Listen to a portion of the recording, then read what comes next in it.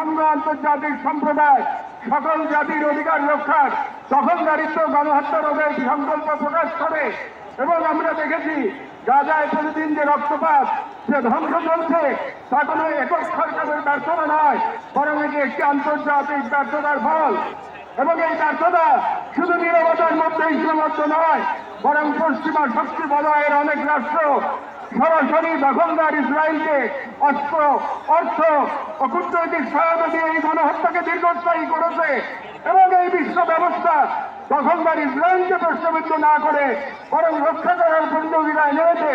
সেহেতু আমরা জাতিসংঘ ও আন্তর্জাতিক সম্প্রদায়ের প্রতি জোরালো দাবি জানাচ্ছি, এক, জায়নবাদী ইসরায়েলের গণহত্যার বিচার আন্তর্জাতিক আদালতে নিশ্চিত করতে হবে।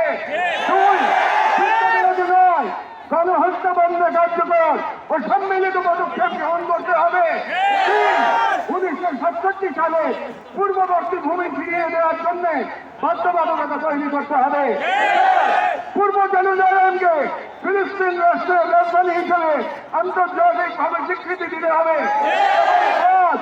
ফিলিস্তিনিদের রাষ্ট্র নিয়ন্ত্রণ, নিরাপত্তা এবং রাষ্ট্রীয় সার্বভৌমত্ব প্রতিষ্ঠার পথ উন্মুক্ত করতে হবে।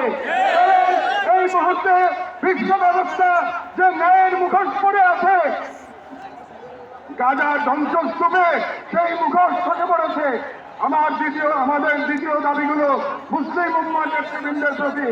যেহেতু আমরা বিশ্বাস করি ফিলিস্তিন কেবল একটি ভূখণ্ড নয়, এটি মুসলিম উম্মার আত্মপরিচয়ের অংশ, এবং গাজা এখন কেবল একটি যুদ্ধবিধ্বস্ত শহর নয়, এটি আমাদের সম্মিলিত ব্যর্থতার বেদনাদায়ক প্রতিচ্ছবি। এবং উম্মার প্রতিটি সদস্য, প্রতিটি রাষ্ট্র এবং প্রতিটি নেতৃত্বের উপর দিয়ে অর্জিত